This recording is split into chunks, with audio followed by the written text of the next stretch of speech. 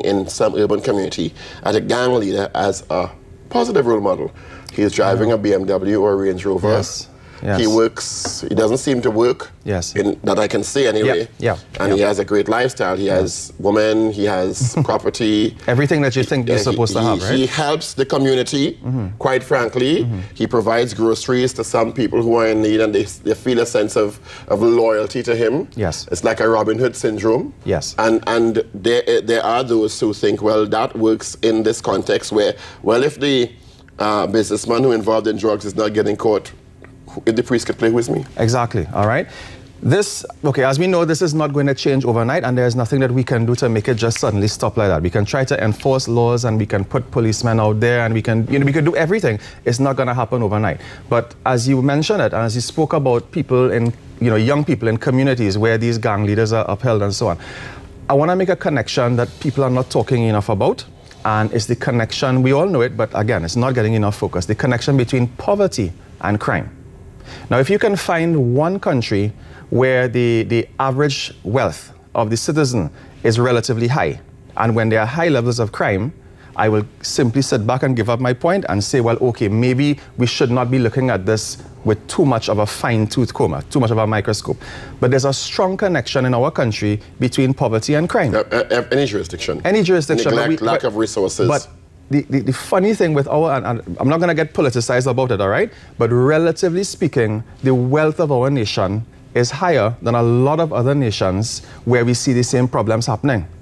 So there is an inequity problem in terms of distribution of wealth, which is creating a large number of persons who are below the poverty line, and that is adding, I can't even say fuel, that is fire.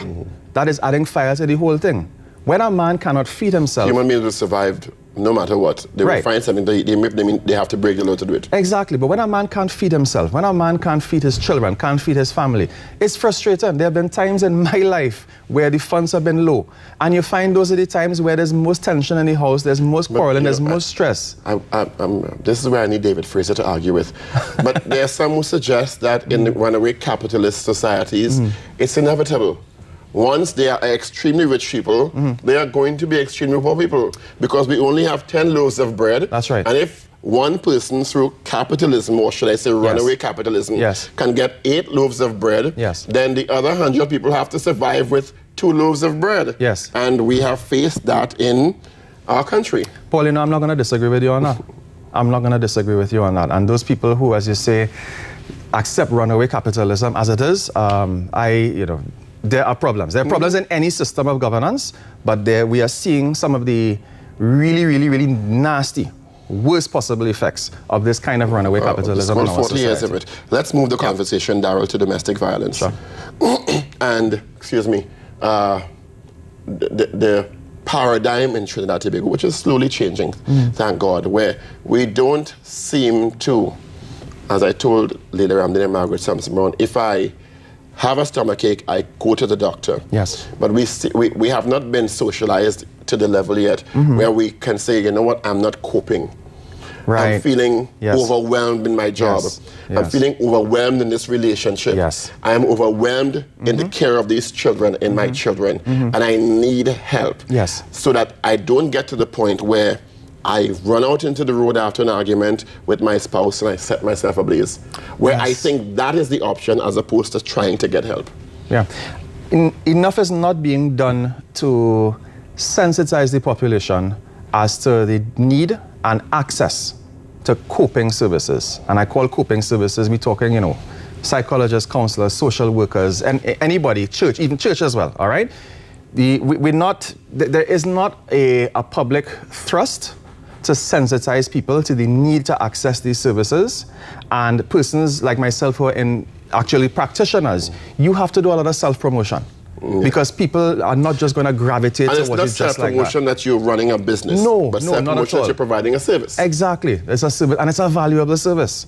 I think we now maybe starting to understand that, hey, all these people actually have something to contribute, that they can actually make a difference. So psychologists are still a mystified practitioner in this country. To an extent, especially among the male population, and there's a connection between... men are supposed to also help with social life. Yeah, we drink, don't cry, don't sports ask for and help. whatever, right? You have stress with your wife or your woman. It's easier to abuser because of the power imbalance sometimes, rather than go and say, you know what, I ain't with this, I need help. Unfortunately, all right? Especially where there are lower levels of education.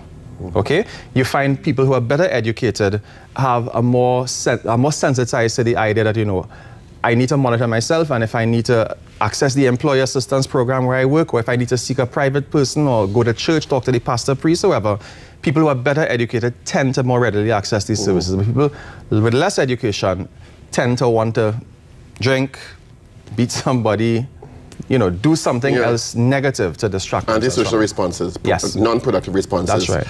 While adhering to, of course, the strict policy of confidentiality and professionalism in your own practice, what are the changes in the types of complaints are you seeing coming to you now? I could say roughly 80–85% of persons are having problems coping with life. That's a broad statement. It's a broad statement, but hold on. As opposed to, okay, I'm suffering from depression, I'm suffering from anxiety, I'm suffering from, you know, more specific requests. There are more people who are just simply overwhelmed with the number of things on their plate. And they just don't know how to juggle them, they don't know how to prioritize. Is it driven by economic factors? In part. Or are there other factors? In part. It's driven by a number of things. It's driven by the economic factors. It's driven by relationship factors as well. All right, what's happening is driven by parenting factors. Handling children, handling teenagers, schools, and so forth. It's also driven, I must put it in as well, by work-related factors too, because a number of our work institutions, unfortunately, are destroying our citizens. Just by the way that the cultures within our work environments. Let me reverse engineer a bit. Yeah. If you weren't a trained social science practitioner, would you have as positively functional a relationship with your wife and children? No, I don't think so. My question comes from the fact that how are we training people to be in relationships? How are we guiding people? Or are we guiding people as to what's a productive relationship and how we should deal with the inevitable challenges that relationships pose? I don't think inter-adult relationships, community relationships, and most importantly, parent-child relationships. Yeah, I don't think we are, Paul, to be honest. I don't think we are. No, I see little pockets of things here and there. Like I think it's the Ministry of Education is doing something, all right? But I have a little pet peeve of it still, because I find that whenever we attempt to implement something, it's always something that has worked in a place that is very different from our place, from our territory. We bring it in and we expect that we can just take it and mix and match but I've seen the ministry's character education program, and I try to pull it aside about with a fine-tooth comb. And it may seem simplistic on a level, but I think that is what is strong about it. Because the things that we've taken for granted, good morning, good afternoon. Okay, well, certainly. Please. Yes. Thank you. Yes. Bullying. Yes. Ostracizing someone as a child, calling someone's names, that can escalate into bigger social issues later on, is to me the strength of that character education program. Now, I'm not speaking specifically about that program. I'm just saying in general, what I've seen is, let's see what's working in Alberta or Montreal or London or wherever, and we just bring it and we try to implement it here. And I don't think the necessary tweaking and customization is always done in order to make it really effective and long-lasting, beyond just the period of the initial implementation time. How many issues do we have with power imbalance in relationships? I mean, when you see abuse, you show me abuse and I'll show you a power imbalance. Yes. You know, in male-female, in parent-child, where there's a unfortunate lack of a value system, an equitable value system. And I am equal in this relationship to you. And even if I'm a child, I am equal, but in a different way. Yes. I may not have the decision-making capability, but my feelings and my well-being need to be valued, even by you, the adult, especially by you, the adult, because I'm the child. Yes, okay. Children these days are a lot more empowered than in times gone by, and I don't think enough parents understand how to manage that empowerment. What happens is that parents go to an extreme where they start treating the child as though they were a peer, as though it were another adult. There must be a clear line between who is parent and who is child. Certainly you can allow your child to vent and to have their say, but it must be respectful.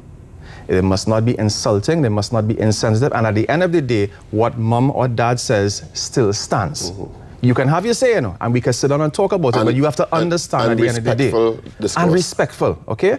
That doesn't happen enough. You find children, I mean, you see it on television all the time, but let's forget about TV. But then how important is putting aside the cell phone, the tablet, the TV, and having that the daily hourly conversation with your child? We have to read. How are you today? What happened in school? And make sure they talk and make them talk, because teenagers, I mean, I'm not knocking any teenagers. We're all there. Including my own son. It's like... Including my own son, right? Yeah. How was school today? Good. Yeah. What happened today? Nothing.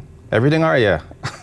We have to get beyond that. And finally, as we close, Daryl, how much are we, and this is one of my pet peeves, because I did undergraduate research on this and there was a huge disparity in significance.